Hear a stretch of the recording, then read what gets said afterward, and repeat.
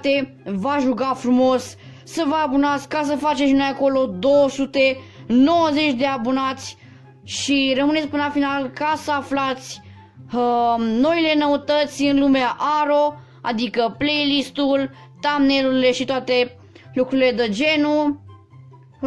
Nu uitați să intrați în grupul meu de Discord, acolo puteți afla din timp dinainte să postez un videoclip care o să fie thumbnail-ul și videoclipul propriu zis, așa.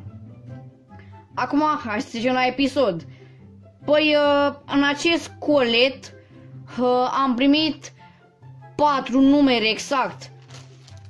Cum vedeți, 4 numere, adică care sunt cele 4 numere? Hai să le vedem și noi aici.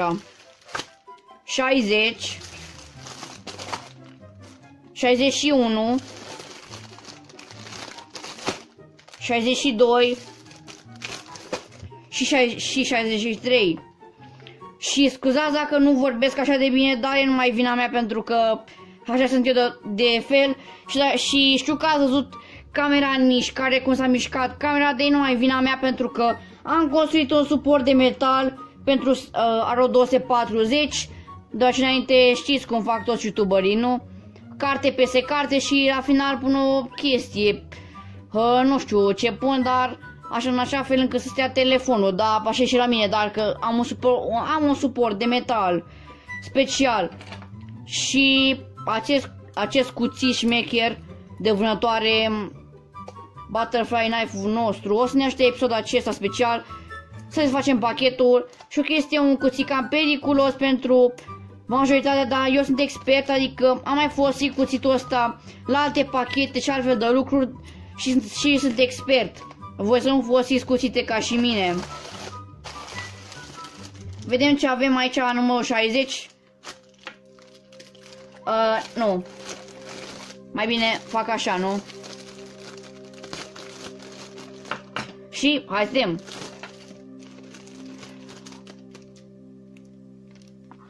Și acum mi-am adus aminte să vă zic un lucru. Fanilor Brawl Stars, astăzi 27 ianuarie 2021 este update-ul spațial și sunt foarte fericit deoarece în acest videoclip special în care v-am vorbit legat de următoarea temă, că o să fie spațială și toate dovezile le-am adus la dreptate. Ei bine, sunt foarte fericit că s-a confirmat vestea. Și scuzați dacă se vede foarte slab calitativ sau alte motive pentru care videoclipul ăsta e un dezastru, dar e numai vina mea și a telefonului meu. Vedem ce avem în revista noastră Aro. Să știți că playlistul Aro 240 este deja gata, foarte frumos gata. Vedem ce zice în revistă, că de mult nu m-am mai uitat ce zice aici.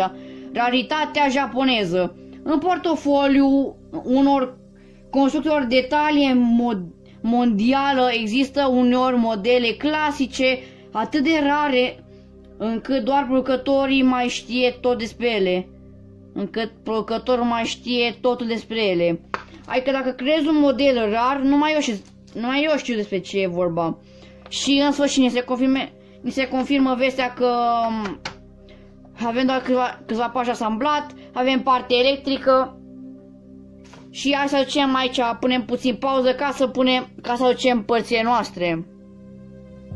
Ei bine, cum bine știți, din numărul trecut ne-a dat această cutie specială, adică nu știu cum să zic, dar aici este partea audio a machetei noastre și din câte am văzut, partea audio reprezintă o parte foarte importantă deoarece macheta poate să aibă sunete. Și ia zi cât de frumos arată. Super frumos, ce tare arată. Mi se pare genial cum arată. Stați puțin să aduc și cartea de instrucțiuni să o deschid. Gata, am deschis și cartea. Acum hai să asamblăm. E foarte simplu de asamblat, pentru că doar partea asta așa este pusă doar așa. Și să nu cumva să apăsați prea tare, că o să stricați modelul. Șuruburi, am prins șuruburi oare? A, doar atâta, stați puțin. Că ne-am luat mare țeacă, că doar pasul ăsta trebuia să-l facem. Opa, iar am greșit. Numărul 61, să vedem ce este.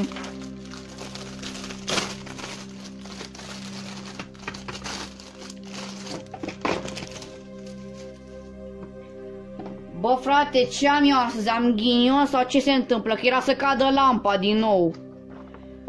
Avem în felul următor niște mașini foarte interesting. Ai, cum fac și eu acum? Deci trebuie să băgăm două fire de data asta.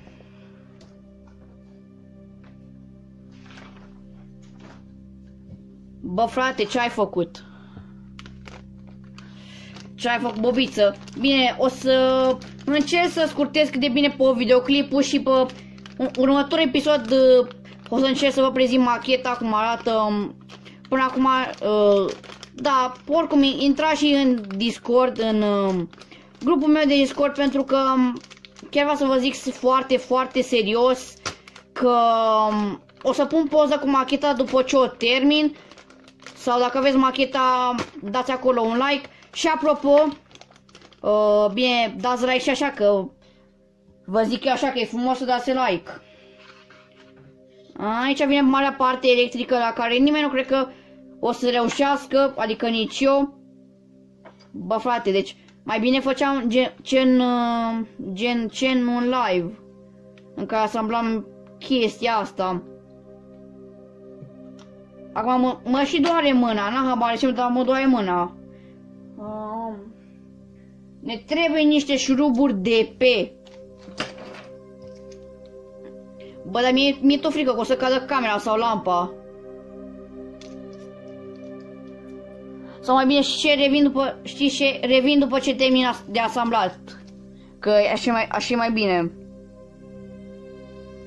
Și gata, am terminat de asamblat cele două părți, cum vedeți aici. Am asamblat ambele părți electrice. Gata, acum doar trebuie să punem capacul, cum să zic, așa mai corect. Și uitați aici avem părți la care ne trebuie mai mult de atât. Dacă îmi place este cutia de benzină. Normal, la modelele originale Aro, aici trebuia să fie partea de benzină, adică aici introduci gazolina, vine pe conducta asta și se umple aici în rezervor normal. Dar că fiind o machetă, nu ai cum să o alimentezi doar electric cu baterii. Și chiar impresionant, adică chiar îți trebuie doar două baterii de la de mouse sau de la de ceas, practic. Bun, am revenit după ce telefonul nu a mai suportat baterie, nu a mai suportat spațiul de stocare. Știți voi la ce mă refer prin acest lucru? Și dacă vă întrebați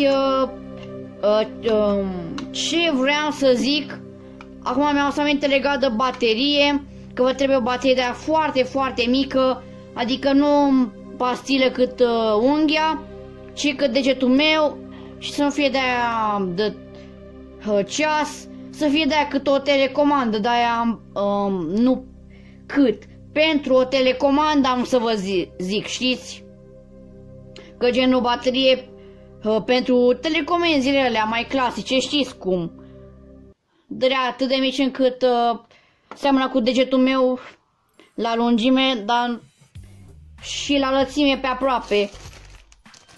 Și aici vreau să vă arăt aici că urmează să despărțim motorul de macheta efectivă, pentru că acum motorul nu are perete despărțitor, adică motorul e liber să-și facă treaba, în sensul de să pornească, dar nu poate porni pentru că nu are curent. Și singurul curent e această baterie specială. Dar totuși lăsați în comentarii ce părere aveți despre macheta asta când o să o termin. Și apropo, duceți-vă chiar acum în descriere, de aceea am lăsat linkul de la playlist-ul cu primele 30 sau 31 de numere Aro 240. Și chiar sunt foarte impresionat de ce mi-ați aici, adică regulator de tensiune și panou despărțitor, chiar impresionant. Și aici ce avem aici? În 962 avem niște piloni care nu am habar ce logică au sau n-au, dar cum vedeți din această mică imagine, punem firul acesta nefolositor, care nu ne-a folosit 2-3 numere la rând, nu ne-a folosit, dar de data asta îl conectăm și bravo nouă.